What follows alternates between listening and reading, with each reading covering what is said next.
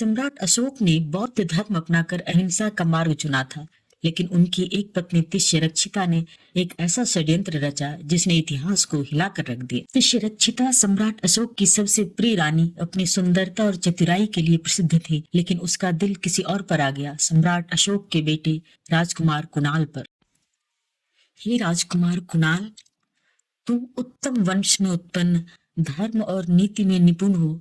तुम्हारे नेत्रों में सूर्य तुल्य प्रभा है और तुम में वह तेज है जो किसी भी हृदय को मोहित कर सके।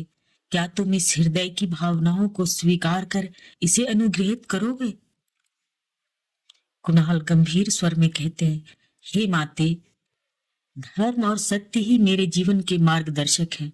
मेरा हृदय समस्त प्रजा के प्रति समर्पित है और प्रेम के नाम पर अधर्माचरण मेरे लिए उचित नहीं। मेरे नेत्र यदि सत्य के पथ से विचलित हों तो वे मेरे लिए व्यर्थ हैं। तिष्यरक्षिता आक्रोशित हो जाती है। वो कहती है, हे राजकुमार, तुम मेरे स्नेह को अस्वीकार कर क्या यह समझते हो कि एक महारानी अपमान सहन कर सकेगी? मेरा हृदय यदि वंचित रहेगा तो यह संसार भी इसके अग्नि से बच नहीं पाएगा। अपमान सहना तिष्यरक्षिता के स्वभाव में नहीं था। उसने सम्राट अशोक की जानकारी के बिना एक शाही आदेश निकाला।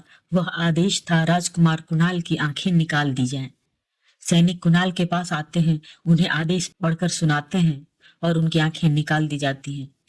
राजकुमार कुणाल, जो एक महान शासक बन सकते थे, अंधे कर दिए गए। यह प्रेम का बदला था। जब सम्राट अशोक को इस धोखे का पता चला तो उनका क्रोध किसी भी युद्ध से अधिक भयानक था। कुछ कथाएं कहती हैं कि सम्राट अशोक ने तिष्यरक्षिता को मौत की सजा दी और कुछ कथाएं कहती हैं कि तिष्यरक्षिता ने आत्महत्या कर ली।